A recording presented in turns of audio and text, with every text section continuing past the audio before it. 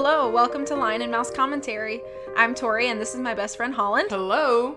If you're new to our show, we rank various forms of entertainment by different categories out of a total score of 10, with only 2 points allowed for our personal taste. Don't worry, we break everything down as we go, so feel free to agree, disagree, or just find something new to enjoy. Be sure to tread lightly. There will be hot takes and spoilers. Cut to the intro.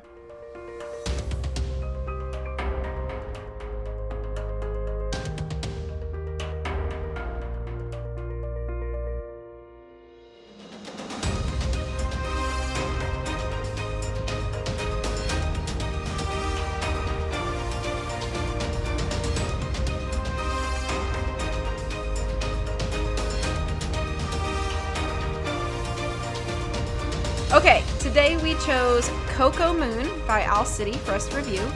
This is familiar to both of us. If this is new to you, here's some background. There's not really spoilers because it's an album. But Coco Moon is the 7th studio album by Owl City, which is the music project that's created by Adam Young. It was released March 24th, 2023 by Sky Harbor. That's Adam Young's label. It has 11 tracks, and it runs for a total of 55 minutes. It peaked at number 94 on the U.S. Billboard 200. Band members at time of release were mostly Adam Young. He's the vocals, composer, lyricist, mixing producer. He is Owl City. But he did have a few other band members that helped him out. Chris Carmichael did strings on tracks 3, 4, 6, and 10. Sissy Willow with additional vocals on tracks 1, 2, 4, 6, 8, 9, 10, and 11. And Colby McAllister did additional vocals on tracks 5 and 7. So that's the info. This is a pretty new one. I feel like we typically do media that has been around for a little while, but Coco Moon is a pretty new album, only a few months old at the time of this recording. So hasn't gotten any awards or accolades at this point, which is fine. And Owl City, I feel like, is kind of at a point in his career where he's not considered mainstream anymore. So I don't think he has quite the same traction that he used to, back in 2010, 2011 or whatever. But that's kind of where we're at with him. So I think Top Gun in season 1 was really very close. New too. That's true. To release. Okay, so with that being said, Holland, do you want to go ahead and kick us off with our first category? Sure. So our first category for music is lyrics and writing. Total possible score of 2. I gave this 1.5 points out of 2 for lyrics. I think lyrics are really where Owl City excels. I think he excels in other categories as well, but just for this category, I think he's a very good lyricist. Overall, his songs have really good rhyming schemes. The way that the rhymes and half rhymes flow together in his lyrics, he uses really unique vocabulary in his songs. The way it is hard for me to kind of describe, but the way that he writes music, it's almost like he writes them in such a way that the lyrics, as you're singing them or saying them, they fall off your tongue very eloquently. I think that his lyrics, they're extremely poetic, they're often very metaphorical, and this album in particular has a lot of autobiographical songs, so he's telling a story either about his life or maybe about somebody else's life. There's a lot of storytelling in this album, which I think is a good thing, and then there's some songs that maybe are a bit more heavy on the metaphor and songs that are a bit more story-focused, so lyrically overall there's a lot of variety to the songs on this album. A couple things, I think, I'm not going to go break down every single song, because that would take way too long, but a couple notes I have. The first song on the album, Adam Check Please, is very autobiographical. It's about kind of your first job you have when you're a teenager, or his first job he had when he was a teenager. It feels like it's a true story that he's telling. I believe it is, but Yeah, it is. That was about his first job at Hy-Vee. He was hired at 16. Yeah. So So it's a great song. It's very similar. If you've listened to his other albums, I think it's very similar in sound and storytelling to the first track off of his previous album, Cinematic, which is Fiji Water. Again, it's very, very similar. I think the sound is very similar. So it kind of mirrors the beginning of Cinematic and the beginning of Coco Moon, lyrically and musically, which is kind of neat. The only thing I kind of have a problem with in that song, and it's not really a problem because it's clearly a story, it's his story. He's not going to change the lyrics of a true story just to fit, maybe a more mainstream sound. But where I live, there's no such thing as, there are no Hy-Vee grocery stores. So when you're listening to the song, if you're not reading the lyrics and he says, I owe ya Hy-Vee, it sounds very foreign. And for somebody that doesn't know what a Hy-Vee grocery store is, it can be kind of confusing. And I wondered, I actually almost wrote a note, like, it's a little awkward if you don't know what he's talking about. And I wonder if it's awkward if you do know what he's talking about. It's like if I was listening to a song and heard somebody say, I owe you Walmart, would that be kind of weird because it's a grocery store name? So I don't know. I don't think it's anything negative. But when you're listening to the song lyrically, it's kind of like, oh, I owe you what? I don't know what that word is. I don't know what that means. But at least my understanding is that Hy-Vee is a very regional grocery store in the area where he grew up. Right, which is Minnesota. For anybody who may be unfamiliar, he grew up in Minnesota. Yeah, so, but I like that it's telling a story, it's telling his story, it's very autobiographical. Tracks 3 and 6 also seem very autobiographical. I think they're done very well. They tell a really good story.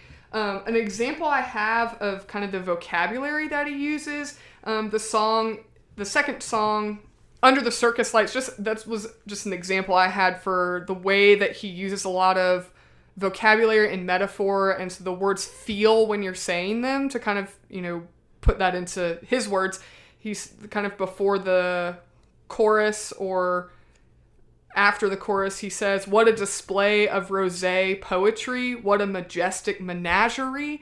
Those are very complex words that you wouldn't think that you would just throw into any kind of pop song. Those are the way that you say them and the way that they're sung fit this very specific rhythm that song has overall. And so when you're saying them, it falls off your tongue very beautifully. And so that's really overall his style of writing. I think that the song Vitamin C is almost a perfect song the way that it's written lyrically, this kind of fun sounding song, and as well as Learn How to Surf. I think both of those are written very well lyrically. They're catchy. The lyric content is very relatable. Anybody can find something they identify with. It kind of speaks to kind of wherever you're at in life. And I think those kind of core aspects of a song really make them successful and enjoyable for your listener. Except that, and of course I did not take points off for this, but Vitamin C is spelled S-E-A. And if you're only listening to the song and you're only hearing the song, you don't get the pun that he's talking about. I need some vitamin C, S-E-A, versus vitamin C, like the actual vitamin. Mm-hmm. And so you have to know how the spelling is, or it doesn't have the same impact. Right. And I don't think that's a negative thing. Like, that's the whole point of the song, is that it's the different kind of C. It's S-E-A and not the letter C. A thought to that is it's the only song off of this album that he made a music video for, is Vitamin C. And I wonder if that is to help drive the impact of the pun. Right. But it's that song and Learn How to Surf, I think, just are done very well. They're catchy. They have a really good hook. The Learn How to Surf uses a lot of these cliches that are already in existence, and he kind of marries them together to where they feel very organic. And they're just fun songs. I really like that Under the Circus Lights feels like this very fictional story. Again, it's more storytelling with his lyrics. The track 4, Field Notes. It's such a great pun for the title of the song, and then it's a really great parable. I think that and the song Sons of Thunder do have kind of biblical themes to them, and I think that he tells them in a very organic way without it sounding like a preachy song or like a church song or a typical like quote unquote praise and worship song. They have very Christian and biblical themes, but they still feel like they're coming from a genuine place and a genuine story. Couple reasons I didn't give this full points, even though I do think Owl City is an exceptional lyricist.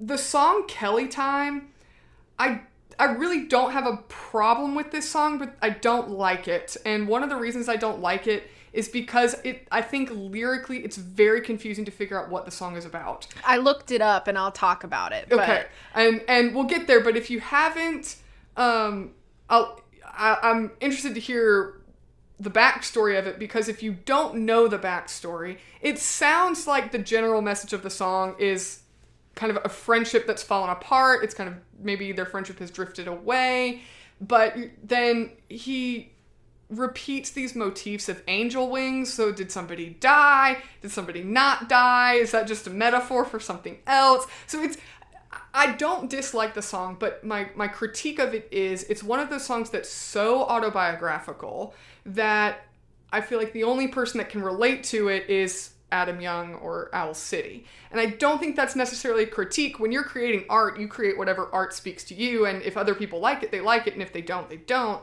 But I think for a musical song, it feels almost so autobiographical that the general audience can't relate to it, and I'm one of those people. I can't really relate to it. It's written very well, it's done really well, but I just can't relate to it because seems very specific. Another song that's similar to that is The Tornado. I think it's a great song. It tells a great story, and I'll talk about that more in the production category of this song. But The Tornado, lyrically, it's crammed full of words. And the way that it's musically structured, those words are compacted in so tightly. If you're not reading the lyrics, it's a very hard song to follow. And I just think that makes it difficult when the point of writing music when you're very lyric heavy is that's the lyrics are the message you're trying to convey. And I think it's kind of hard to follow what that message is without listening to it repeatedly. But I do think it's very well written, but you pretty much, in my opinion, you have to read the words to kind of understand the whole story and grasp the whole story. The biggest reason, though, I did not give this full points is because of the song Dinosaur Park. And I'm probably going to get a ton of hate for this because I know a lot of people really, really like this song. But to me, Dinosaur Park is like the movie Night at the Museum in song form. And it just, to me, seems kind of hokey and corny. It's like, oh, what if the dinosaur statues came alive? Like, I don't care. Like, I'm sorry. I'm not the kid that cares about dinosaur statues. I liked dinosaurs when I was in, like, 2nd grade. And now I'm kind of like, whoop-de-doo. What if Dinosaur Park in South Dakota or wherever it is, what if the dinosaurs came alive? Wow, how magical would that be? Yeah, I guess that would be magical. But to me, Tori's looking at me very disappointed. And to me, it's written very well. I'm not going to knock that it's written well, but at the same time, it's like, why do I care? This is just not anything I can personally care about. I think it's kind of a, I feel like Adam Young went to Dinosaur Park and was like, what if dinosaur statues came alive at night? Night at the Museum, dude. I already watched the movie. It was a great movie. I enjoyed it when I was 12. But, don't really need to sing a song about it. Don't need to listen to it more than once. It's a fun story. It's a fun concept, sure, if that's your thing. But for a song, I think it's musically written very well, but lyrically and the message of it, it's just not my thing. And, I think for a lot of people, it's not their thing. So it's definitely, to me, the lowest caliber song on the album, because it's just kind of like, if it wasn't so musically good, which I agree musically, and I'll talk about, production, if it wasn't so good musically, it would not be a good song. That's just my take on it. I think if it wasn't so musically beautiful, the music tricks your ear and you think it's a great song, and I think lyrically it's just not, lyrically, I just don't think it's a great song. Tori's so mad right now. Do you remember when we did our Narnia episode and I had a rebuttal to a point that you made and you changed your mind? Yes. I'm going to try to do that again. Okay. But otherwise, I think that lyrically, it's lyrically done very, very well. I think it's a strength that Adam Young has. To be fair, if, any Dinosaur Park fans are listening, that just is, me. if that's your favorite song on the album, I'm glad you enjoy it. I just don't think it's that great. But otherwise, I think it's great. One lyric I think is just very brilliant is when in the song Vitamin C, which I believe, correct me if I'm wrong, is that the only song he's released? Has he released it as a single? He released multiples as a single. Okay. Vitamin C was actually the third single. Kelly Time was the first single. Okay. And then Adam Check Please, and then Vitamin C. Okay. But Vitamin C is the only one that has a music video. Correct, yeah. So I think Vitamin C, one of the lyrics I think is just done very well is he says that he's going to tell all his troubles to the ocean breeze because sitting on the beach is cheaper than therapy. I think that's just very clever. So those kinds of lyrics are, in addition to the very poetic lyrics like the ones I mentioned before, there's a lot of very, very clever lyrics. And so for that, I give it 1.5 points out of 2. Okay. Man, I have my work cut out for me. So for me, for lyrics and writing, I also gave it 1.5 points out of 2. I'm going to talk about some of my points first, and then I want to address some of yours. So, just from my perspective. One thing I want to read real quick, though, is in an interview, Adam Young stated about the overall meaning of the album, or maybe it actually says, according to Wikipedia, it just says according to Adam Young. It doesn't state where it was from. It might have actually been when he posted on his social medias about the thing. So he said that the point is that Coco Moon is a very Owl City album. It's quirky, it's odd, it's unapologetically myself. And that part I think is really important to think about when you read or when you hear the lyrics of these songs, is that Owl City has always been sort of autobiographical. I think he's becoming more and more blatantly autobiographical with each album. I felt like Cinematic was also a very autobiographical album of his, and this one just continues in that same sort of vein. But another thing in that quote that he wrote was that he says, "I wrote me, average, ordinary, weird me." And sometimes I feel like that could, in a way, alienate a listener, but just the style of music that Adam Young has written under the name Owl City for so many years, if you're still an Owl City fan, you're probably in this for the long run, because the songs are so unapologetically him. And I think in a way it makes a listener connect more to Owl City as an artist than anything else. And it's those like weird things. It's like sometimes you just kind of can get into people's heads and see a perspective that like you may never grasp in another way. But he packages them in these like really nicely done songs and like word images. Word pictures in Owl City songs are just like 100 points out of 100. He has this way of sort of taking, kind of like you said about vocabulary, he has these way of taking these very strange words that people don't commonly mix into conversation, and he uses a lot of alliteration to make these pretty and precise word pictures. And I think it's just a really big strength that he has that you don't really see a lot in in songwriting.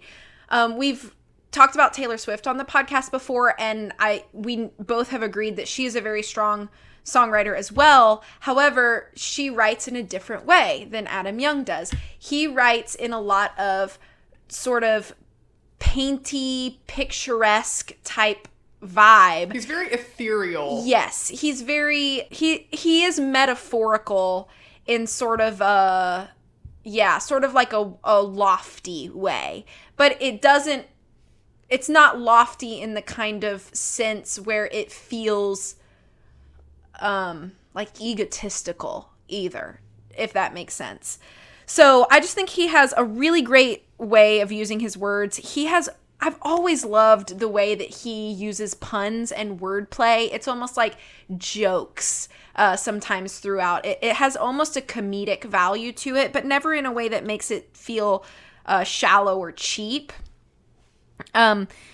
Because it's so autobiographical, I feel like knowing that you listen to the songs with a little bit more weight than you would just like any other pop song or something, where it's like the words are just kind of there to like flow with the music and like sound good and like feel nice, but there's a more weight to the way that he writes lyrics. There is really interesting rhyme schemes, particularly in the track Under the Circus Lights. I've noticed that in that track, he has a tendency to rhyme within like the middle of the next line. Like the rhyme doesn't fall on the ends of each line, but the rhyme always falls within the rhythm of the music, which is interesting and sort of complicated to explain, but it ends up being how it flows in that song, and I find it really, really interesting. Meadowlark and My Muse, which are the last two songs on this album, I cannot listen to without choking up. I have tried. You're and I choking up can't just do talking it. about it. A little bit. Those songs are really, really beautiful. I think that the Meadowlark is just like a beautiful picture of just human like grace being extended toward one another, which I think is something that is found so uncommonly nowadays. And so just the way that it explains and kind of gives you this picture of like extending grace to fellow man because grace was shown to him first is just such a beautiful picture. And yes, I understand that comes from, you know, Adam's Christian background, but I think it's important that sort of foundation of his life does make itself known in his music. I think it makes sense. And so situations like that, and just it's so simply written and it reads kind of like an old country hymn, but it's delivered in a different way. And I think the impact is still very heavy. And it's just such a beautiful song. Well, I think it's interesting because I remember when the album first dropped, that was not one of your favorite songs. It was not. Mm-mm. And I thought it was very different than the other songs that are on the album. But the first thing I thought when I heard it all the way through was, is this a true story? Like, did this really happen? Is this a story that maybe his grandfather or somebody he knew or some, you know, family member or not family member, that I would be really curious to know if this was a true story, because it's one of those stories that, and I don't really want to break down the whole plot of the song because I think that it really should be listened to appreciate it. I agree. But it's one of those stories that sounds so unbelievable and so powerful and so sobering that it couldn't be made up. It's a very humbling song. And I think, and I'll talk about this more too in production, but it's very humbling lyrics paired with very simple music, but yet the impact is as strong, if not stronger, than some of the more upbeat, energetic songs. And I think it just simply has to do with the way that Adam Young is so poetic in his writing. However, so My Muse is also another song that's sort of along the same lines.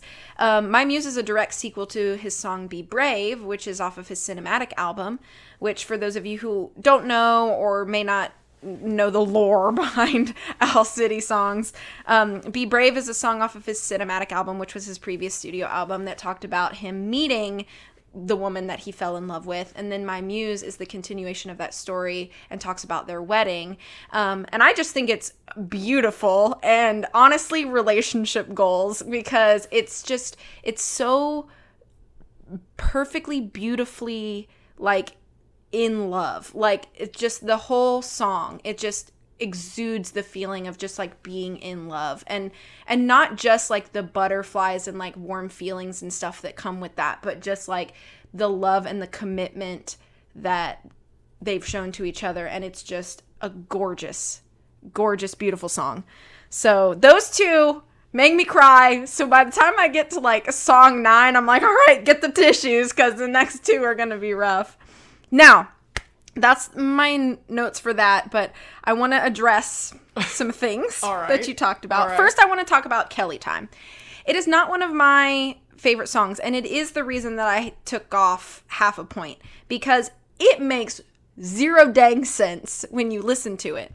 So I looked it up, and I was like, somebody on the internet has had to have talked to Adam Young, and he has had to have addressed what the heck it's about. Especially if it's the first single he releases. So he did talk about what it was about. Have you ever seen the movie Castaway? Yeah. It is a song written from the perspective of Wilson the volleyball. Oh my gosh. I don't love that answer. I don't like that. I don't love the answer. Tom Hanks has a picture of a girl named Kelly in the movie, and he looks at it occasionally in the movie, and he calls it his Kelly Time. So okay, so I don't know if it makes it better or worse. I think it makes it worse. I'm not a fan of that. So not a super big fan of that. But that's why I took half a point off. I think the song musically is fine. How is it from Wilson the volleyball? That doesn't even make sense. I'm sorry if Adam Young ever listens to this podcast. He's probably going to ban me from going to his concerts, which ironically, Tori and I are going to one of his concerts this year because... That's what the internet said. That doesn't make any sense. Yeah, it sounds like... The song was inspired by the 2000 film Castaway and is about being okay with not always knowing what's going to happen, as Young says. He said that...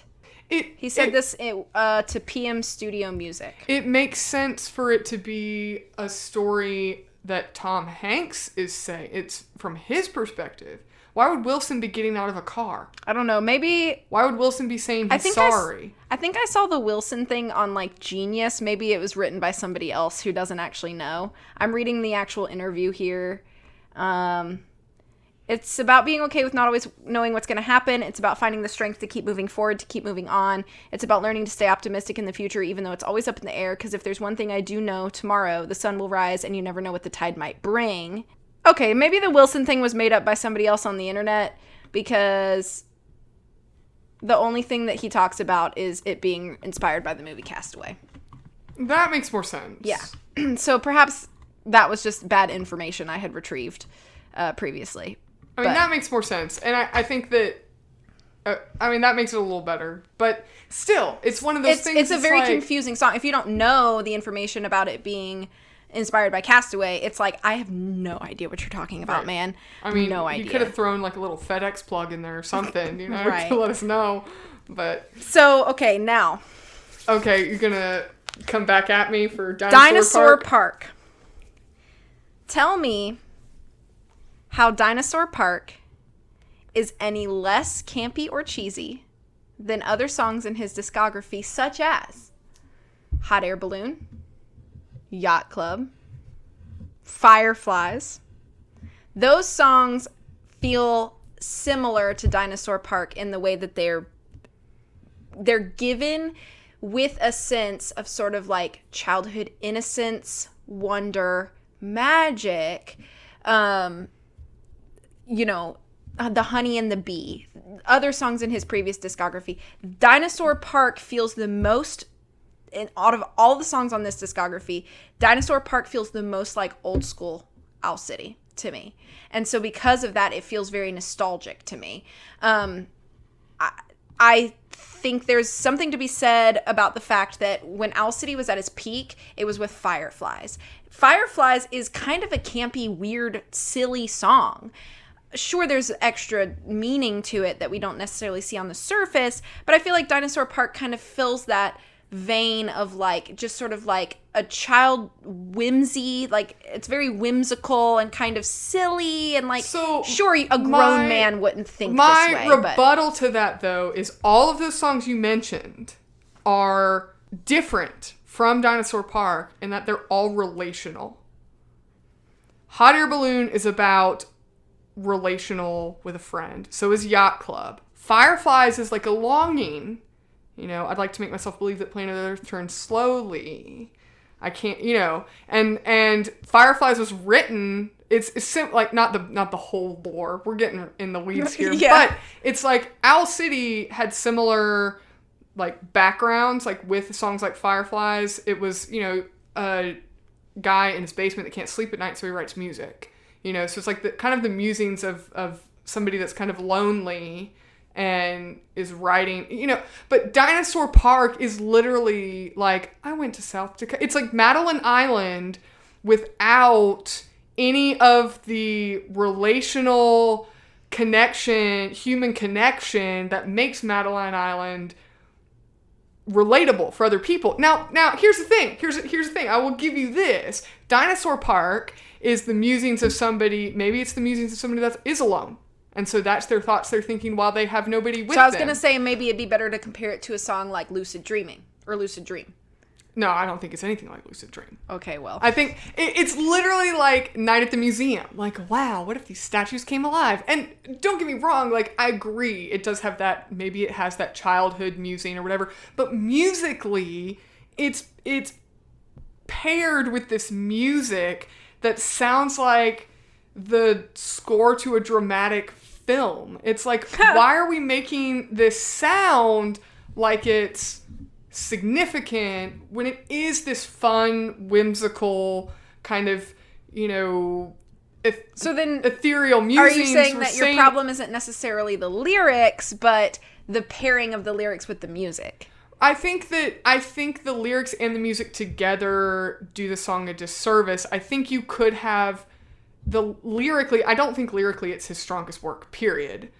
I think, like, lyrically, it's really not his strongest work. It's the lyrics literally are, what if dinosaurs came alive at night? Those are literally the words. I mean, it's just, it's not anything interesting. He doesn't paint, it's like Under the Circus Lights, R.I.P. the circus, because it doesn't really exist anymore. But Under the Circus Lights, like, has that childhood wonder. Like, I watched this woman on a trapeze and just was filled with wonder, and it just filled me with this, this ethereal childlike magic that you're talking about. And Dinosaur Park is like, oh, we're going to kind of do the same thing, except we're going to make it sound dramatic.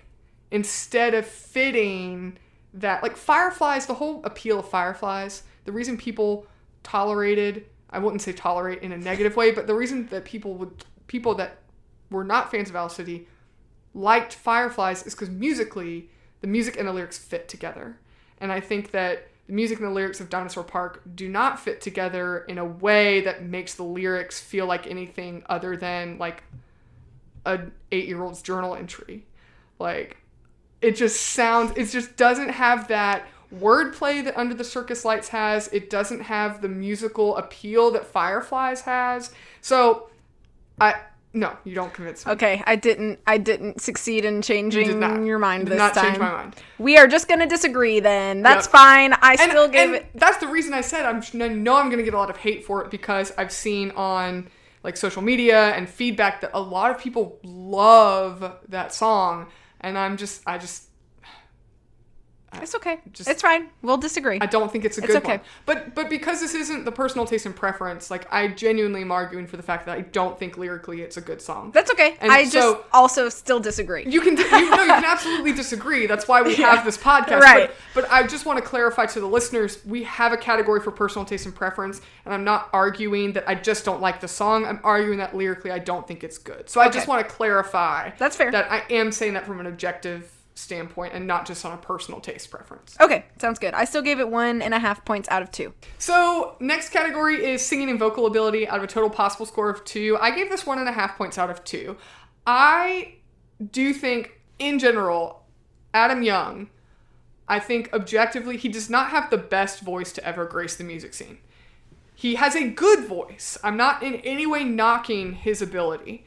And I would say absolutely his vocal talent has drastically improved since his early albums. He's really gotten much better vocally than he was, what album is this? 7? 7th studio album. 7 albums ago, completely has improved. However, I just have to say this. I stand behind that any artist that writes their own music, your voice doesn't matter. If you wrote it, you have every right to sing it. So we said that about Lin-Manuel Miranda in Hamilton. Yeah, and I mean, I would say that about Taylor Swift. I don't think Taylor Swift has the best voice on the planet, but she writes her own music. She gets to sing it. So Yeah. Adam Young, I feel like, fits that category as well. But objectively, I don't think he has the best male voice that's ever graced the music scene. He has a lot of good moments on this album, though. I think in Sons of Thunder, with the chorus, he sings very well. His notes are very clear. They're very distinct. He enunciates all of the vocabulary and the lyrics that he uses, even something like The Tornado, which I said before is very has a lot of lyrics condensed into that song. He enunciates every word. He's very clear. His diction is really, really good. Vitamin C, he has some good vocal highlights there too. I think Learn How to Serve, he is some of his best vocal work, just in the chorus, the end of the chorus when he says you can learn how to surf. I think he just does very, very well vocally. And in My Muse even, he has this real softness to his voice vocally that fits this very tender love song and yet doesn't feel like he's whispering. It doesn't feel like he's whining. So I think he has the voice that his music needs. Right. However, I do think on this album he sounds very vocally similar across the whole album because he's one guy singing the whole album. The tone, the key, there's not a lot of key changes. There's not a lot of tonal changes. There's not a lot of, vocally, I think they all kind of fit around the same vocal category, not category, but if you were to play his vocal notes on the piano, they would fit within the same keys. So I don't know what the appropriate musical term his for that range is. Yeah, that. He doesn't have a lot of it in this album. I don't think that's necessarily a bad thing, but that doesn't mean that he has the best voice ever. I really think that in this album particularly, the way that he layers his own vocals to harmonize with himself, things like that, he does that very well. I think his auto-tune is really, really tasteful in this, whereas if you listen to a lot of his earlier albums, I was going to say, he's come heavy. A long way with his auto-tune from his first 2 or 3 albums there. Specifically, if you're able to kind of listen after you listen to this podcast, at the 4-minute mark in Adam Check Please, it sounds like a musical instrument, but it's his voice auto-tuned. And that's just an example. You can go back and listen to that specific moment. When I was listening to it, it caught my ear that I was like, oh, that's not an instrument. That's his voice making that sound. It's just done very tastefully. So overall, I don't have a ton of notes for this category. But that's why I gave it 1.5 points out of 2, because I think his voice absolutely fits his music. It's this blend of singer-songwriter with electronic sound. So your voice doesn't have to be the strongest because it's very heavy on the electronic or the rock or the pop musical sound. And he writes all his own stuff. So for that, because he doesn't have the best male voice I've ever heard, I really couldn't give him full points. And because vocally across the whole album, even if we're just looking at Owl City and comparing him to himself, I don't think he has a lot of dynamics on this album vocally. So 1.5 points out of 2 for me. Great. I also gave it 1.5 points out of 2 for singing and vocal ability. So what if we ended up scoring the same in every category? Anyway, so I think I have to agree with a lot of what you said. Pretty much everything you said. However, I do think that he has improved over the years. He knows what he's good at, and he writes within what that is, but he does occasionally challenge himself. And you hear some of those challenged moments in this album, and I'll talk about those. I also think he adds a lot of really cool things. Like you said at the 4-minute mark in Adam Check Please, you think it's an instrument, it's his voice auto-tuned. He also has he laughs in the background of Adam Check Please a few times, and it's just it's a nice moment. It's just like his little laugh, and it's just kind of nice and fun and bubbly, and it just kind of makes you feel good. I feel like laughter is kind of one of those like sounds, and it just doesn't matter who it's coming from or what the context or the reason for the laugh is. But I think there's just something wired in us that, like, when you hear somebody laugh, it makes you feel good, you know? Yeah. And so that you have those little, like, feel good moments when you hear him laugh in Adam Check Please. He does a lot of double melody layering in this album, which is nice, but in my opinion, it would have been nicer if he'd had some stronger harmonies, some interesting harmonies, play a little bit with the music. Instead, it seems like he tends to gravitate more toward just, let me just layer the melody in 2 octaves. Does it sound nice? Yes, but it doesn't sound as interesting as it could. Nice and interesting are 2 different things, and I think that he picked nice a lot more than he picked interesting as far as layering the vocals. So that wasn't my favorite. He is, however, very emotionally inflective.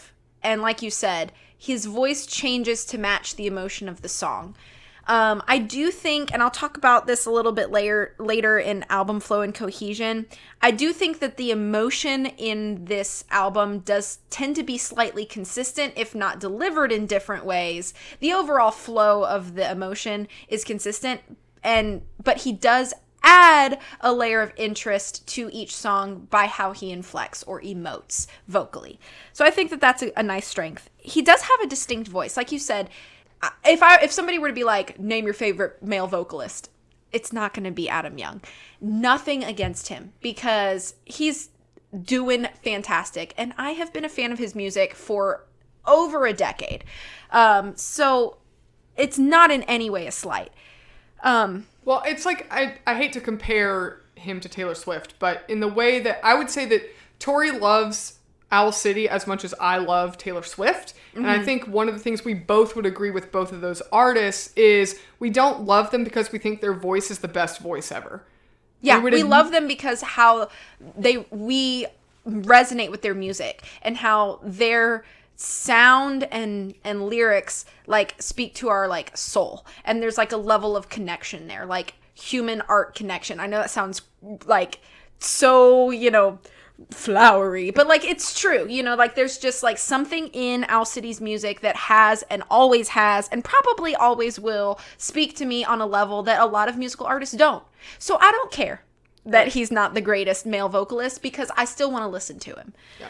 And that's one reason that, like, Tori and I introduced Tori to Taylor Swift, and Tori introduced me to Owl City. And one reason that we both enjoy these artists together is because they're very similar in the way that they connect to us. Correct. Yeah. So while Adam may not have the best or strongest or widest range, he plays with each extreme of his range very well in this album. In Field Notes, we haven't talked about that track yet. His low register in Field Notes is so smooth. I was impressed. I was like, okay, Adam, you go. Let's go, buddy.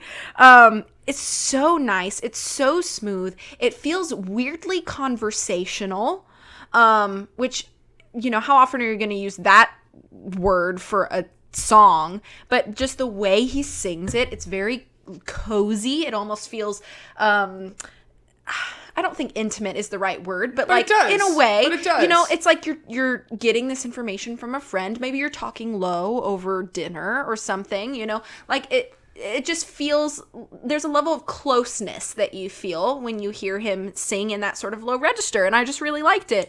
However, I think the most impressive vocal moment in this album is those high belt screams he does in the Tornado. Yes. And it's so crazy. I listened to that song for the first time and I was like, whoa, what is happening here? But I loved it. Oh my gosh, it was so good, and not something that I would have expected. It's not something that he's ever really done. Sure, he's sung high notes. I think back to like Be Brave on his cinematic album, and he's got those high belty braves, but in the Tornado there's like a growl and a grit, but he's also still like way up in the top of his register. And you think of like growly tones to be kind of low, like especially with males, but like he somehow added that like grit to those high notes, and I was like, this is the most impressive vocals I've ever heard from Adam Young. Wow. It just so good. Like, I can't describe it to you properly. You just need to go listen to The Tornado. I'm going to talk about it again in production, but he did a great job. And I kind of hope that he does it on his tour, because we going to go see him on tour. Because I will be interested to hear if he does it the same way or if he changes key or deviates what he does live, because I can't imagine how difficult that's got to be to sing every night if he does. So if it's on the set list, I'll be really curious to see what happens. Another thing I want to talk about Adam Young is we have seen him live in concert. One of the best concerts I've ever been to, by the way. So good. We saw him on his cinematic tour, and he sounds live exactly how he does on his album. He does. Exactly. Which is, again, you know, is he the greatest vocalist? No. But he is good enough that it sounds just the same. Consistent. It's very consistent. He's great live. The only place that I really noticed, like, harmonies, and maybe it's because of the simplicity of the music, is in Meadowlark. There's a lot of really subtle, nice harmonies built into that song.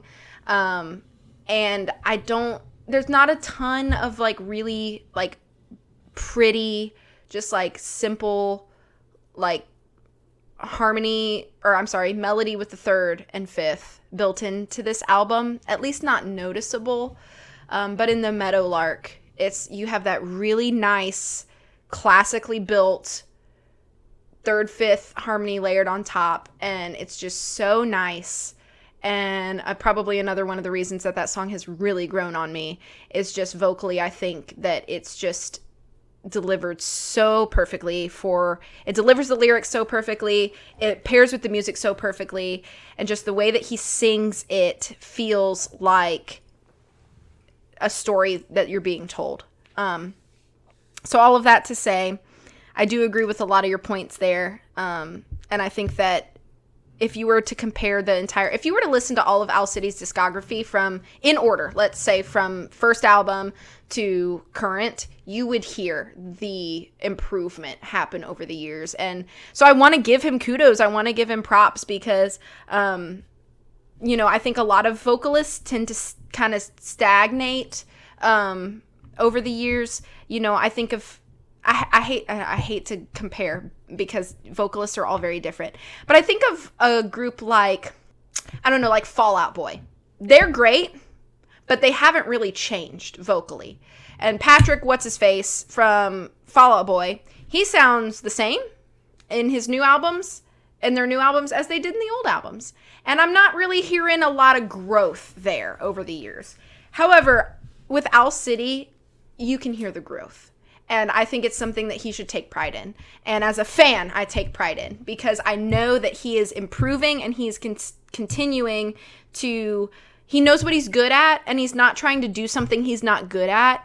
However, he's going to take what he's good at, and he's going to challenge himself within that. And I think that is a smart artist when it comes to music. So 1.5 points out of 2. Alrighty, so next category is production. So total possible score of 2. I give this full points out of 2. Just full disclosure, I really don't think that you could give... Maybe his early albums you could argue against, but for his most popular albums and more recent albums, I really don't see how you could give Owl City / Adam Young less than full points for production. He writes and records and produces all his own music, and it really shows. He has such artistry in the production of his music. I just initially, if you're listening to this album with headphones on, or you're listening to it in the car and you have left and right stereo, with Adam Check Please, right out of the gate, it just starts you off by pulsating left and right. I love in the headphones. Mm-hmm. It's so cool. It's just fun. And things like that are peppered throughout the album that you don't even pick up on maybe consciously, but it's just these fun little flares that he throws into that's strictly for production and for his own enjoyment and for the just to further the message of whatever song you're listening to. It's just done so well. Again, I hate to sound too much like a fan, but I was shocked when we saw him live on his last album tour, Cinematic. I was shocked to literally watch him play multiple instruments, from the drums to the guitar to a keytar to a piano. I mean, just the man literally plays every instrument he possibly is able to play, with some exception, like you mentioned, like the strings. He doesn't play those on the album. He had 2 other instrumentalists, I think, on stage with him. When he played live, he did, but for his own recordings, he literally plays the instruments that you're hearing on the track, and he mixes them the way he wants them mixed. And one thing that he does that he's done much more recently in albums, maybe he did them previously, but I don't listen to a lot of his very early work, but he, and the only reason I know this is because I've seen it on like social media and things like that. So if you don't know it, it's not any fault, because most people would use like canned sound effects or preloaded sound effects. But he literally goes out and records the sound effects that you hear in the tracks. So, for example, the use of in Adam Check Please, the whole point is that it's like a grocery store. So you hear a mic and an intercom, and his voice is distorted through that sound. Like, that is a real sound that he has recorded to include in that album. He didn't just run his audio through a digital processor to create that. There's fireworks sounds in Under the Circus Lights. And I love how the end of Under the Circus Lights, it ends with a train. Mm-hmm. The sound of a train pulling off, like the circus is leaving town. There's the sound of seagulls in Vitamin C. There's a watch tick and the clasp of the watch closing in Kelly Time. There's a dog barking in Field Notes, because the song is about following a hound dog. Mm-hmm. You hear all of those sounds, and they're just layered beautifully, so they never distract from the song, but they fill in the pieces of the story that he's trying to tell. And that is an artistry and care, and I don't really know how to put it into words, but you can tell that this man wrote this music, and it's a piece of him, and he wants that story told as perfectly as possible, and it really shows in the production of this album. And I think that deserves to be said and credited where credit's due. I love we've talked before how it's hard for me to hear the bass, but the bass in Adam Check Please is so good, and Adam Young played the bass in that song, so all of that really great funky bass sound, he played it in addition to all the other instruments you heard in that track. I love that it goes from this. There's also a lot of really great bass in Vitamin C. Yes, there is absolutely. But I love that he experiments. There's a lot of different sounds on this album. There's a lot of variety on this album. The Under the Circus Lights has this waltz rhythm and waltz feel that kind of melds into this kind of organ grinding circus feel without sounding campy or too cheesy or childish. The strings in Field Notes are just beautiful. You stole all my notes. I know, I'm so sorry. I love how the strings are really heavy in Field Notes, but then it's very rhythmically forward. So it doesn't just have these nice cinematic sounding strings. It has this very heavy rhythm that's very forward in the mix. And then it has this instrumental outro, which is, I think that a lot of his other work does have a lot of instrumentals, or there's interludes and things like that, but it fits the song and has this really beautiful cinematic sounding outro to it, which doesn't feel out of place or feel boring or stagnant. In Dinosaur Park, even though I did kind of dunk on that song earlier, there's crickets throughout that song that are just all my notes. I know. And musically, I do think that that Dinosaur Park is musically very beautiful. It's a very beautiful song. I think that's why people like it. I don't think they like it because of the lyrics, because I think the lyrics are not that great. But I think musically it's very good. And just like Tornado, I think musically tells a great story. He uses the production, the music aspect of that song to really tell the story. It builds and then comes back down. It sounds like a storm is coming. It's just done very well. He really uses the production aspect of this album to just tell a great story. And for the most part, except Dinosaur Park, the music aspect of this album fits the lyrics and tells the story so well. So I just don't think that when you're thinking of the way an album is produced, this album is really, really high quality production. And the fact that pretty much one man does it by himself in, I'm sure he has a studio, but I just kind of picture Adam Young sitting in his basement with all this equipment, just, truly crafting something he loves, and not this big, record label hanging over his shoulder telling him what he has to do to make the best hit. It really feels like an album that was just lovingly crafted and put together to tell a story that he wants to tell. And that's really, I hate to make this a soapbox or anything, but it almost makes you grateful that there are artists still creating art for the sake of making art that they're proud of, instead of trying to make the next big hit or make the next successful song. They're just trying to tell a story that they want to tell. And I think, like you said, that this at the beginning, this album is unapologetically him. That's just kind of the point of creating it. And I think the production of this album is really where that shines. So 2 out of 2 for me. I also gave it 2 out of 2 on production. A lot of my notes written here are things that you've already talked about. Yes, the strings and field notes. Yes, the crickets in Dinosaur Park. All of those things. I want to give a quick shout out real quick to Chris Carmichael, who did the strings on those tracks. So yes, thank you, man, because those are fantastic. I feel like that's probably the only instrument that Adam Young can't play. It's like strings. It's gotta be. Although maybe he can, and he's just not good enough that he likes it. Maybe. Who knows? Yeah, maybe. But one thing about Owl City and Adam Young is he's been around a while. He's been in the game since like 2007 or 2008. It's not like he's a new artist. I do believe that his mainstream peak is over, and I'm okay with that.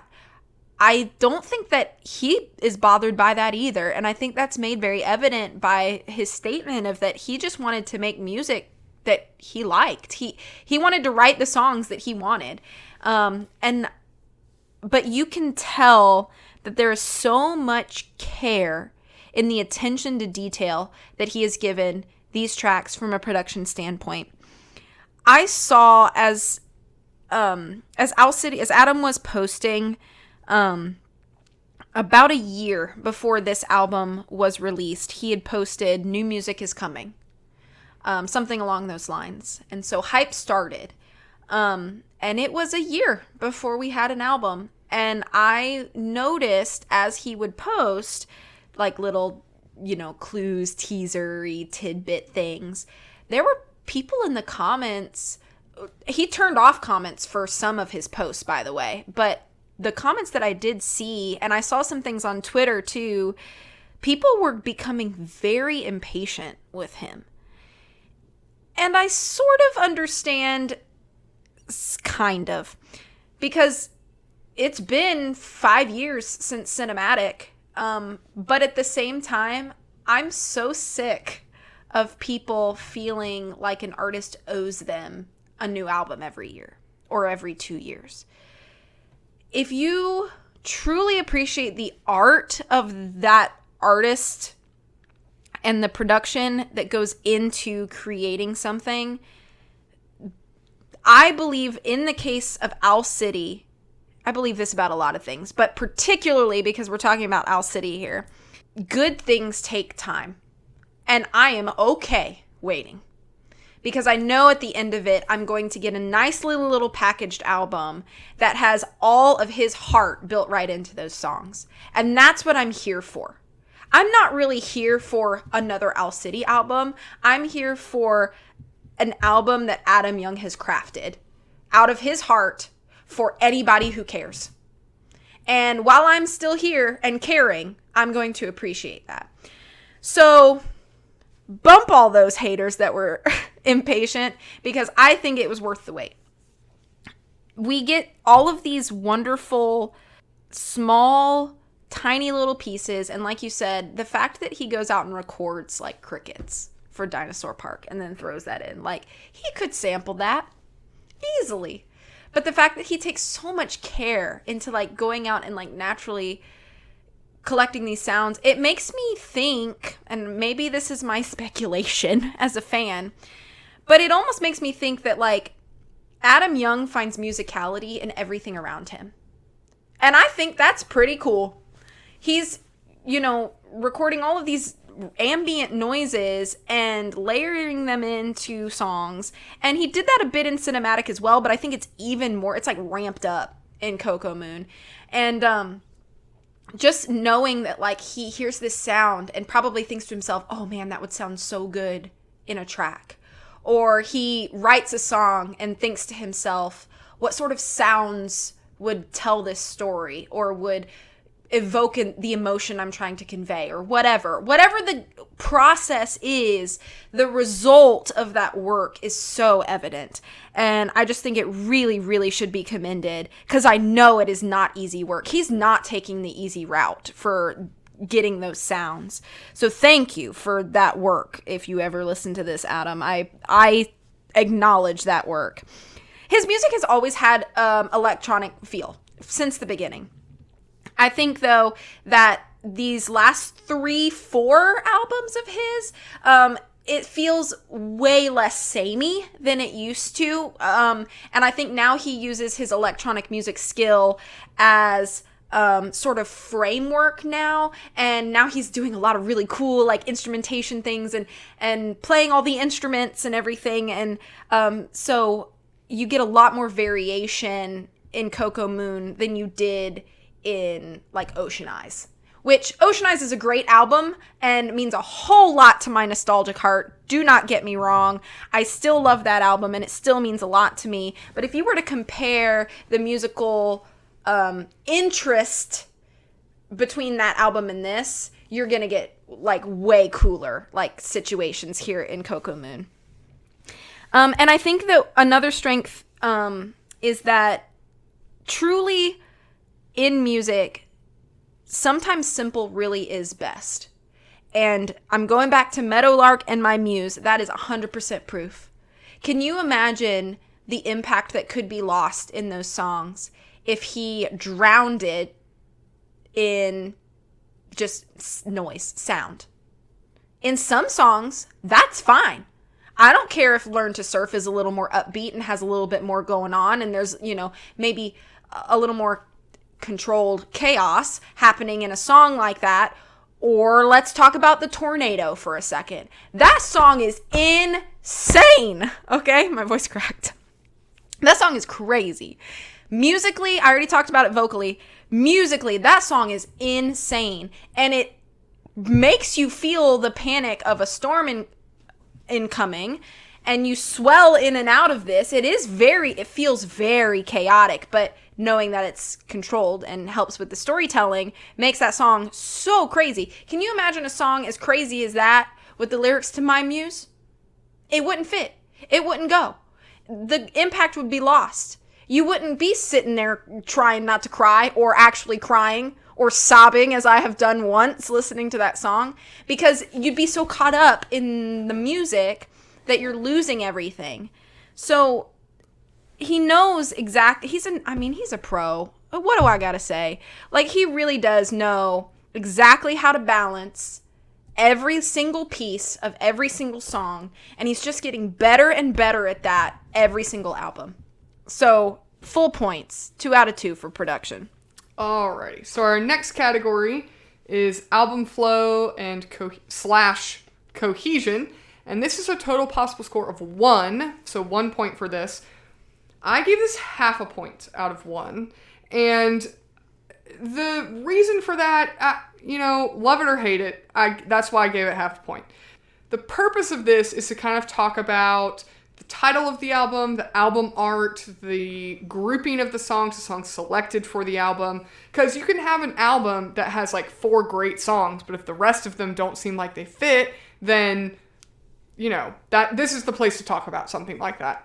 I do think from what Adam Young said when he announced this album, how it's very autobiographical, it's very much him, it's kind of quirky, it's a little weird, it's a piece of himself, and multiple pieces of himself represented as songs, essentially put on an album. If you don't know that, though, I think that an album should speak for itself. I don't think the artist should have to come out and give you that information for you to have the cohesion of the album. So I'm kind of putting that information off to one side because I think the album should speak for itself. So Coco Moon, as an album title, like, does that feel like it fits and encapsulates what the album is about? I don't have an answer for that because nowhere in this album does he tell you what Coco Moon is, what does it mean, what's the purpose. Compared to, and I'm not trying to compare him to his other work, but I think just as an example, Cinematic, the title of that album, there is a title track, Cinematic, and it kind of gives you the snapshot, if you will, of the purpose of the album. Coco Moon does not have that. There is no track titled Coco Moon. There's no... he doesn't tell you what Coco Moon is in a song. It's not a lyric. It's not a place. It's a state of mind. Not saying that to be, mocking that, but there's no tie-in to what that actually means. The imagery of the album, the cover itself, doesn't really apply anywhere. It's not like the picture of the album ties into a specific song. That's not a bad thing. I'm not saying this is terrible, but I'm saying as an album, you don't understand what the message of the album is. Compared to Owl City's other work, you could say, oh, well, he doesn't pick a title that is the title track, and he's not like, I'm not trying to compare it to, but it's not like Taylor Swift or Paramore that we've reviewed in the past, where they pick, the album is named after one of the tracks, and there's a theme of the album. To me, it feels like this album doesn't really have a theme or a message as a whole. It feels like the message of the album is, these are the best songs I've written lately, and if so, that's fine. Like, you have a right to do that as an artist, but because of that, it doesn't feel like there's a lot of cohesion on these songs. I do think all the songs feel like they came from the same artist, they have similar feels, but to me it feels more like there's pairs of songs that go together that maybe would be, if there were more of that same family, that would be an album. For example, Vitamin C and Learn How to Surf, they feel like they belong on the same album. It's like this kind of beach feel, this vacation feel, the theme is getting away, escaping your world, enjoying life, go with the flow, learn to take things as they are. Maybe even Kelly Time would fit into that album as well. So those three songs feel like they're part of an album with a message. But then the other songs don't feel like they fit that message. So Adam Check Please, The Tornado, even Meadowlark, Dinosaur Park, they all feel like Adam Young is telling you some stories that he's learned throughout his life. They feel very autobiographical. But then other songs like Under the Circus Lights, that doesn't feel like it necessarily fits that theme, that this is my story I'm telling you. This is an album just about me and my life. So not saying that you have to have a song that's explicitly and very clearly telling you a narrative to be an autobiographical album. I'm just saying that the songs, if you didn't know that Adam Young said, and we told you at the beginning of this podcast, Adam Young said, this album is a reflection of who I am, you wouldn't get that straight from the title Coco Moon, the album cover, and all of the track lists put together. That's my point. That's why I didn't give it full points. Because if you just took the album off the shelf, you have no idea who Owl City is, you have no idea what this album is, you have no idea what his purpose was writing the album, because it didn't tell you any of that up front, you wouldn't be able to necessarily dissect all of that for yourself without digging deeper into the quote-unquote lore behind Adam Young. So that's why I only give it half a point out of 1. Not because I don't think that there is argument for cohesion of this album and that there is a theme and a message of this album, but you have to literally hear it straight from the horse's mouth to know that. So that's why I only gave it half a point out of 1, because I think that an artist's work should speak for itself. I do think this album does flow very well. The songs flow very well from one to the other.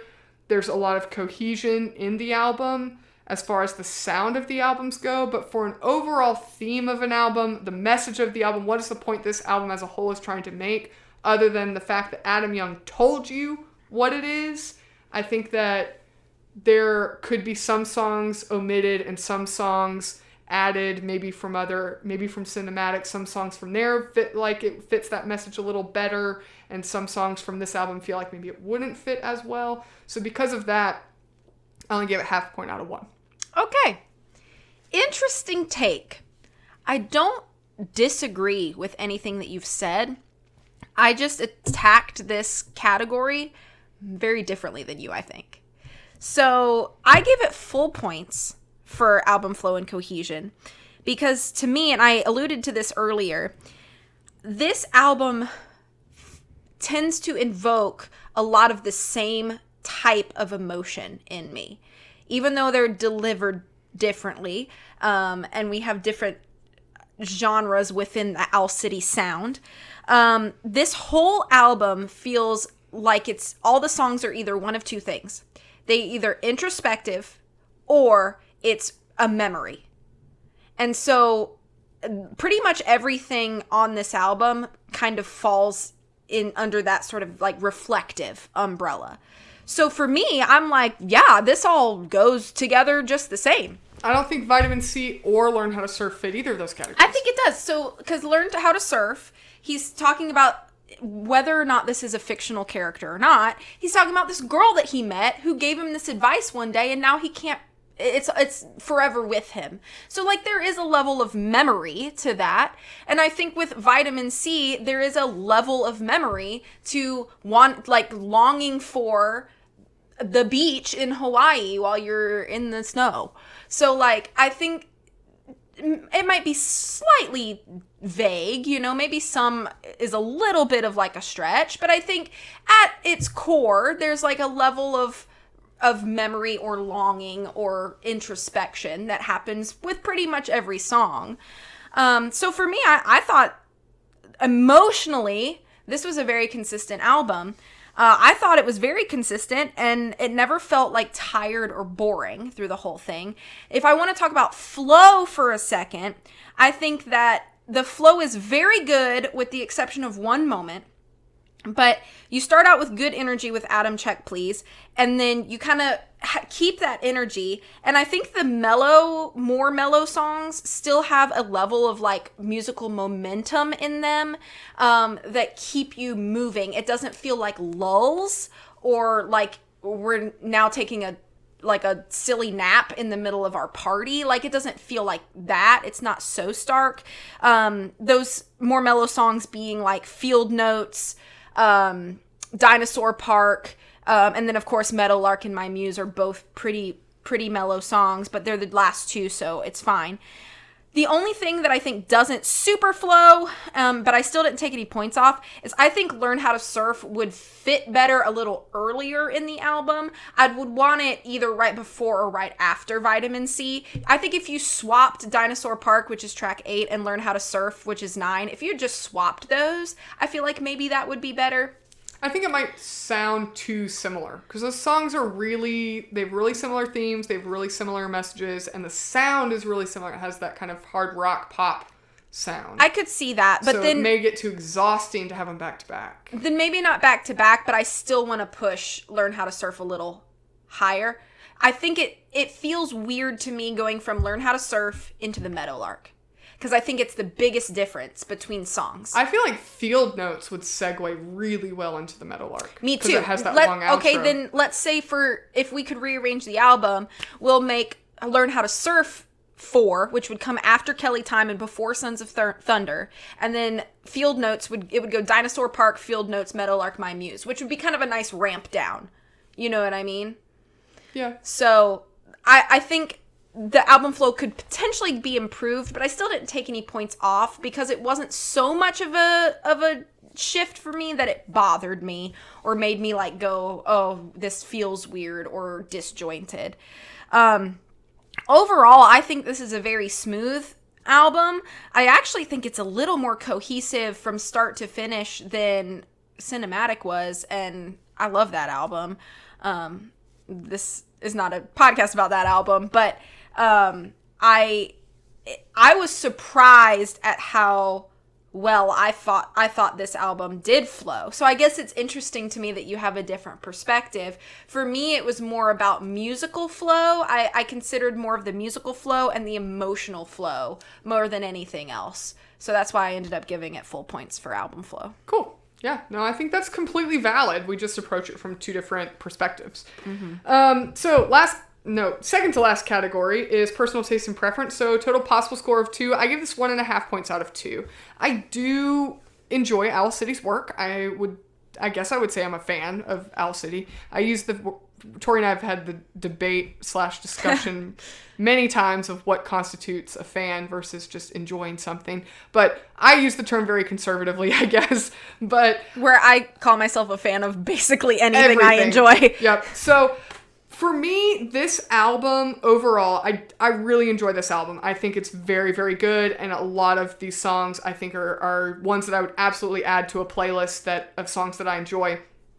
This album does, to me, feel very, very similar to Cinematic. It almost feels like the sequel to Cinematic. And I don't know if that was intentional or if that's just kind of the way that Owl City's sound has kind of evolved over the years. It just feels very similar to Cinematic. Some of the songs I do think are some of his best work. I really do think that objectively, the way that he has grown and evolved as an artist, I think some of these songs are his best work, but some of these songs are ones that I don't need to listen to more than once. Cough, cough, Dinosaur Park. However, for the songs that are my favorite, I think they'll probably be pretty timeless. Some of my favorite songs on the album, one of my favorite songs on the album, I'll say, is Learn How to Surf, and I think that song is a song that will resonate with me for many years to come. So there are many songs on this album that I think I will definitely listen to over and over and over again, throw them on a playlist of songs that I like. But there are some songs that I don't really need to listen to more than once, or I need to be in a really specific mood to listen to it. The Meadowlark, I think, is objectively a beautiful song. It's done very well, but personally, I would have to be in the right mood to listen to it. Even a song like My Muse, I think it's a beautiful love song. It's written so well. It's great. I don't think it's the best love song ever written, but I think it's so wholesome and it's so good, but I'd have to be in the right mood to listen to that song. So, and then some songs I probably won't listen to very frequently. The Tornado, I think it's a great song, but not really my cup of tea. Have to be in the right mood to listen to it. So because of that, I didn't think I would enjoy every song on this album 100% of the time, so 1.5 points out of 2. Okay, that's fair. I also gave it 1.5 points out of 2 for personal taste and preference. If it hasn't been made evident in this episode already, Owl City is very, very dear to me and has been for a very long time. I hate to say that, actually, I don't hate to say it because it is true. Owl City's music shaped a lot of my teen years and college years. And I have very specific, fond, dear memories tied with Owl City albums or songs. And so I can never not be excited when I hear that he is making new music, because it always, for some reason, even the albums of his that don't resonate with me as much as others, there's still something in that album that just sticks in my heart, in my brain, and I just respect the person that Adam Young is and how he makes that evident in his music, and how, as from a business standpoint, he's not interested in chasing clout or money or fame. He simply just wants to make music for his, own enjoyment, and also to share that with anybody who will listen. So Owl City is very dear to me. However, as good as I've talked about this album, it's really not my favorite album. I can feel the maturing that happens in each album though, and in a way it genuinely feels like I've grown up with Owl City music, and with each album that feels a little more mature than the last, I do too. And so in a weird way, it feels like the timeline of my life has strange parallels with the timeline of his discography. So personal taste and preference, I feel like I will always prefer, like I will always have a bit of a preference for Owl City's music, and I believe that I will listen to it for many years. As long as he will make music, I think I will be here to enjoy it.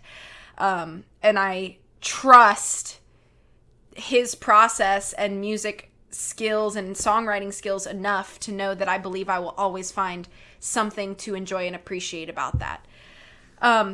So it does sound like I should say 2 out of 2, but because this specific album, Coco Moon, there are certain songs on here that I do consistently skip. And again, it's kind of like what you said. It's not that I think they're bad songs. I don't think there's a bad song on the album, to be 100% honest. But some of these songs are kind of moody. And I need to be in that mood to listen to it.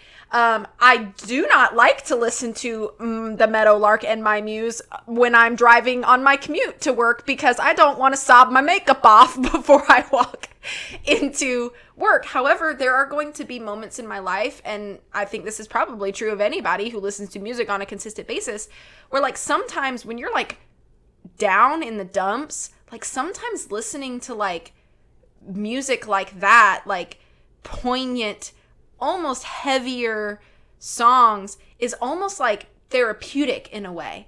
In those instances when I'm at home already crying, like that is when I'm going to be like, these are the songs I want to listen to. Is the songs that do feel heavy and sort of make you feel like you're not alone in this world with your burden, you know, even if it's only your burden to bear. Like, you know, there are times in life, this is why sad music does well sometimes, because people relate and resonate with sad music when they're sad. And not to say that those songs are sad, but hopefully I'm making some sort of sense. I feel like I'm babbling a little bit. The point is that because this album does have songs that I consistently skip, whereas compared to other albums or other artists, there are certain albums where I'm like, this is a no skip album.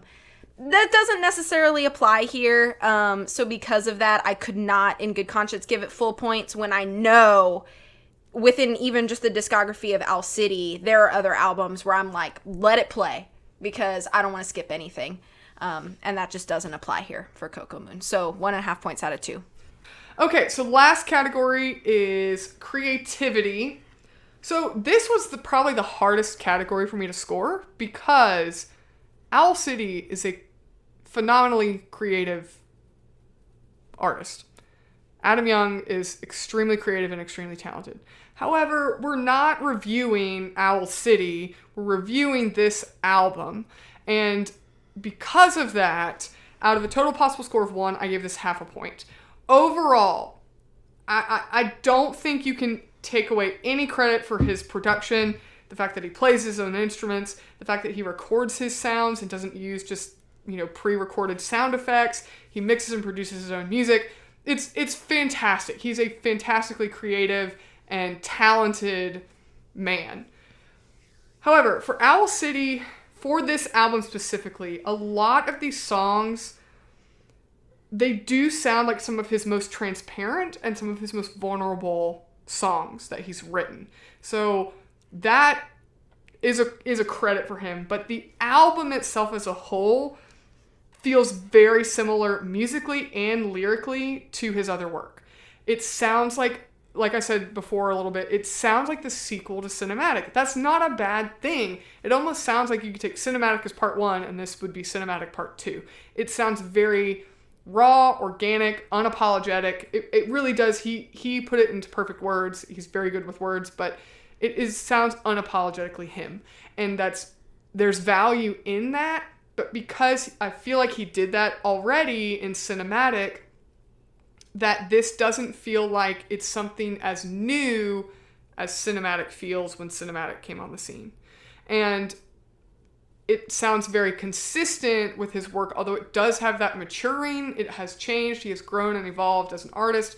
But I don't think it's extremely distinct as an album in and of itself. So because there's not a huge distinction between this album and other pieces of his work, I only gave it half a point out of 1. So I don't have a lot to say. Again, if we were just scoring him as an artist, he'd get 1 out of 1 for creativity. Absolutely. No doubt about it. But because this is specifically reviewing the album in and of itself, I gave it half a point out of 1. And so did I. Half a point out of 1 for really all the same reasons that you said. And also, this is the category where I always talk about music videos because y'all know me. I like music videos. But Vitamin C is the only music video that has been made so far for this album. It's very cute, though. It literally is him in a parka in a snowstorm longing for the beach. And I think it's just kind of like a nice, fun little like juxtaposition there where he's talking about the warm beach in Hawaii while he's standing in the middle of a snowstorm.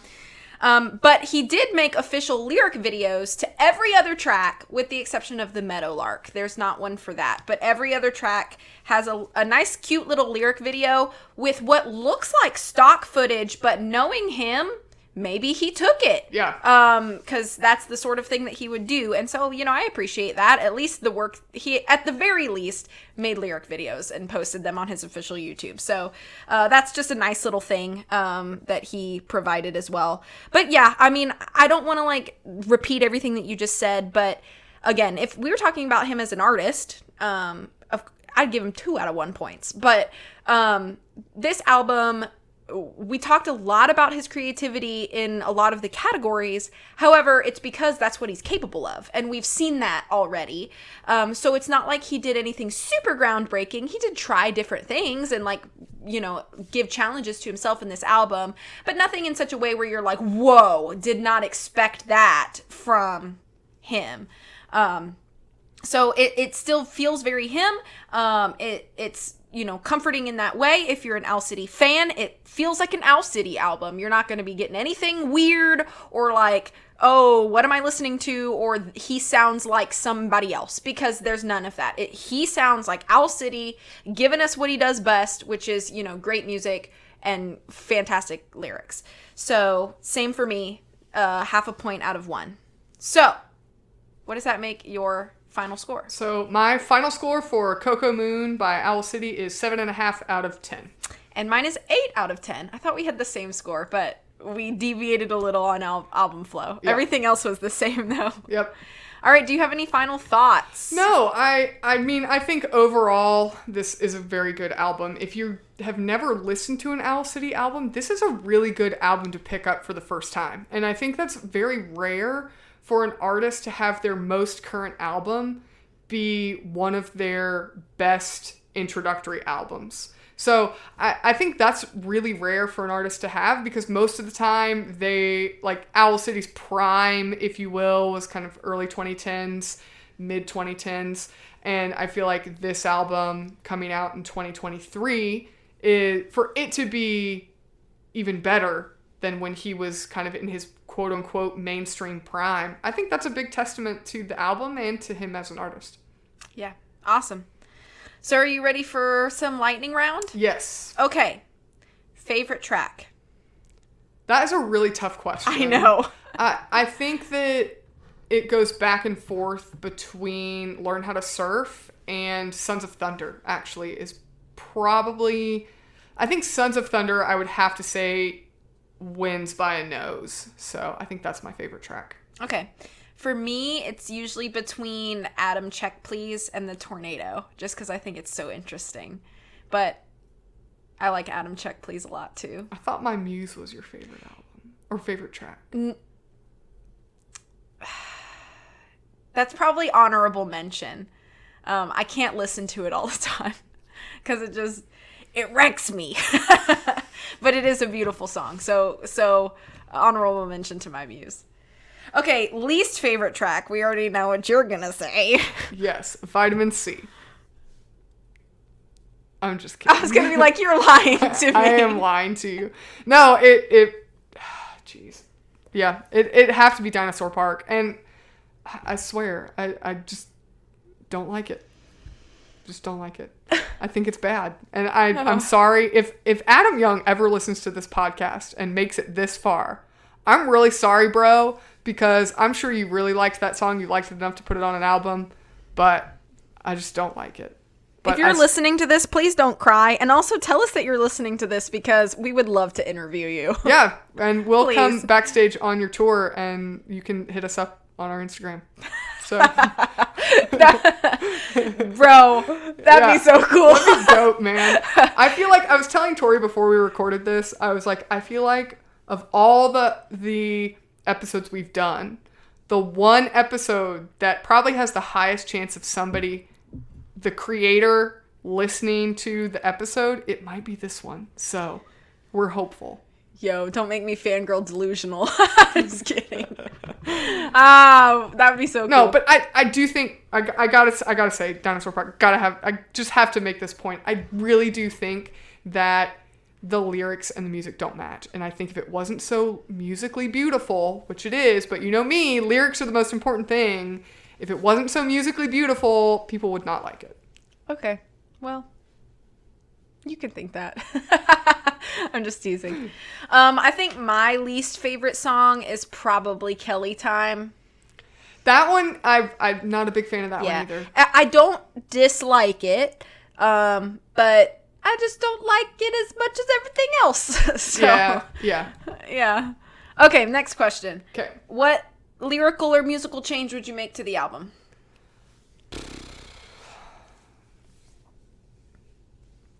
I think that, I think Kelly Time has such a good sound to it, and it has such a good, feel.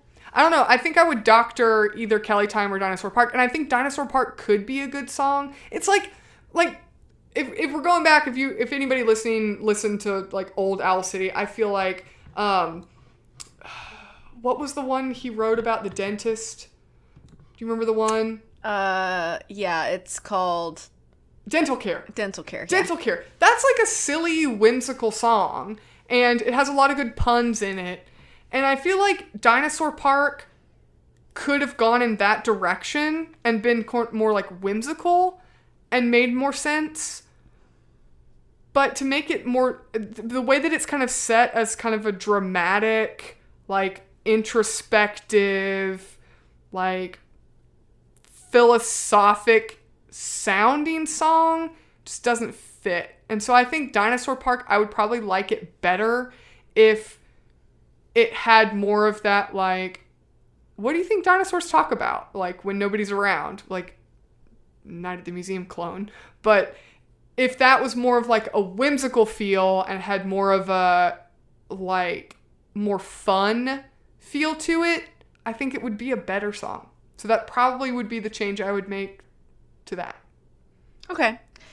For me, the only thing that I could think is I almost want Learn How to Surf to feature some more acoustic guitar or ukulele on it. I think it could be a really interesting layering, is if we'd had some really cool beachy sounding musicality to it. That could be really interesting. Yeah. Not necessarily strip it down, but just add something that feels kind of like beachy. I think Vitamin C would sound better with more ukulele than Learn How to Surf. Because Learn How to Surf, surfing is has more of a hardcore. I just feel like the way that the rhythm, lyric rhythm, vocal rhythm, Learn How to Surf is more, it matches what typical ukulele strum patterns would be. True, but I don't think the chorus, the way he the very end of the chorus, you can learn how to surf where he holds those notes. You couldn't do that with ukulele. That's fair, but then don't have ukulele through the whole song. Do it in just the verses. Yeah, it could be really interesting with just the verses. Yeah, maybe I'll do a ukulele cover of it. Yeah, there you go. Post it on our Patreon. Yeah. Okay. Next question. What track would you delete from the album? Wow. No, I'm that actually is kind of a tough question because I don't know if I would delete any track from the album, even Dinosaur Park, even though I don't like it. Because I think the sound of Dinosaur Park is needed on the album. But I think this is tough because now I'm like, what would I want to do versus what do I think would fit? I almost feel like Learn How to Surf and Vitamin C almost sound too similar that they don't need both of them on the album. But I like both of the songs, so I wouldn't delete either of those. But I don't know. That's a tough one. And I also feel like listening to the album, I've given both Kelly Time and Dinosaur Park repeated playtimes to try and give it a chance. And I feel like I might delete Kelly Time because it doesn't... No, I delete Dinosaur Park. I'm sorry. I circumvented that. I was trying to not delete Dinosaur Park, but I think that's one I would have to delete. Okay. Hot take, maybe, after all I've said. I actually think I would agree with you. And my reason is the song is bloody long. It's like 6.5 minutes. It is really long. And I like it. I do like that song. And I think it sounds like an Owl City song, and I think it does flow fine in the song, or in the album, but I almost feel like it would do better if it was like a digital single, unassociated with an album.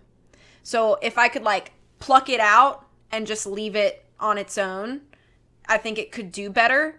And I don't think it would change anything in the album if it was just missing.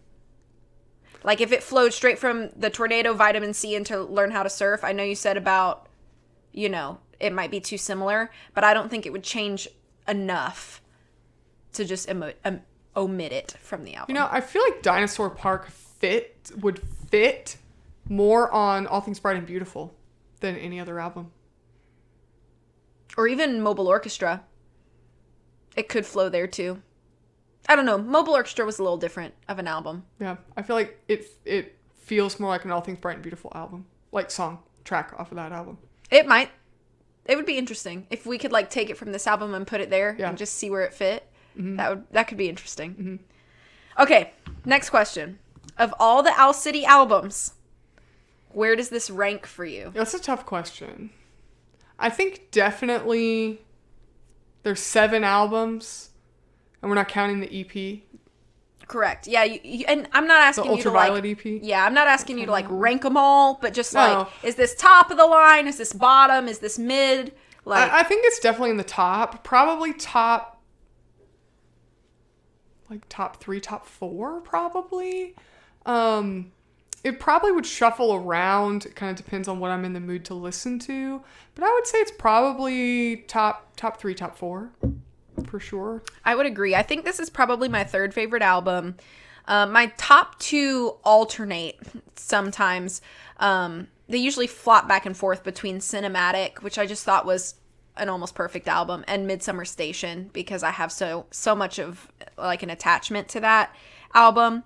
So I think with those two being 1 and 2, Coco Moon would probably fall into 3rd. Yeah, but I think, kind of like I said, earlier, I really think some of the songs off of this album I like better than, I think some of these songs kind of like some of my favorite songs are in my like top 1 or 2 favorite Owl City songs.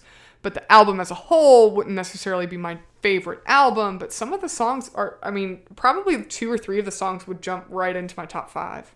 So, but yeah, I think Cinematic is really up there for me. I really do like All Things Bright and Beautiful as an album. I really like the Mobile Orchestra. I have a lot of memories with that album. But yeah, Cinematic, this album, yeah, the 2 sound very similar. But yeah, definitely top 3 or 4 or an album as a whole. So okay. Last question. If you could have another artist cover a song from this album, what artist and song would you pick? Is Coco Moon a place in Hawaii? I don't know. I just Googled Coco Moon and Coco Moon Hawaii came up. Yeah, I don't know. Am I dumb this whole time? That's what it's meant. I have no idea. That's a really hard question. I think it's a great question. I love that we asked that about albums. Okay, I haven't answered. Should I answer while you think? Yeah, answer while I'm thinking. Wouldn't it be cool if we heard Panic at the Disco cover Under the Circus Lights? I could see that. I feel like it is almost on brand with them. It is on brand with them. So that's why I would pick it. Yeah. The like carnival circus kind of Yeah. vibe. Yeah. It would, like, vocally it's different, but you know Brendan Urie, he would jack it up 4 keys and then screech it, but it could be interesting. It could be cool.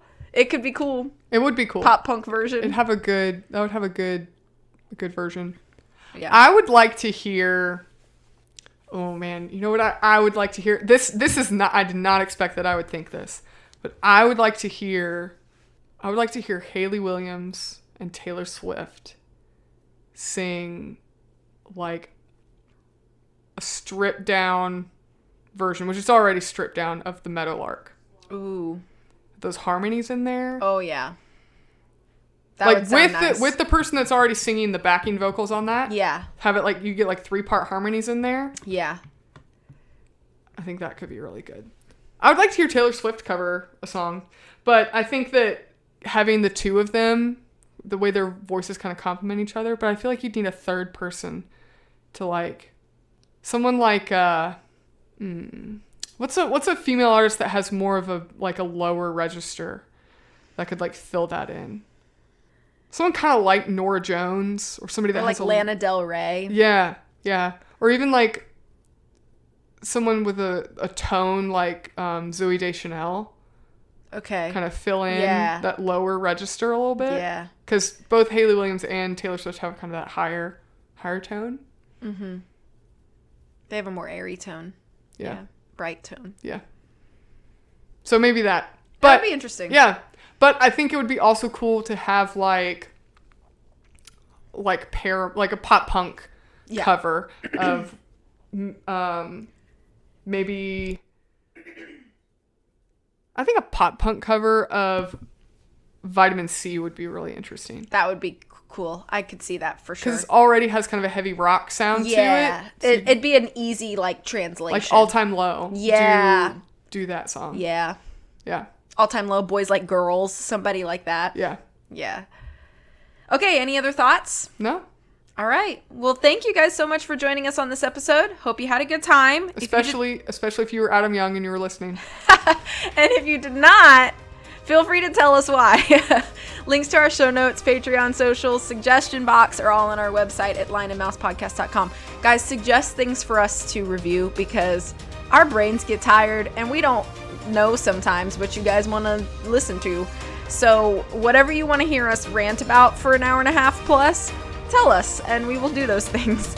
You can also review this episode on whichever podcast platform you prefer. Let us know what you think. Thanks so much for listening, and as always, we will catch you in the next one.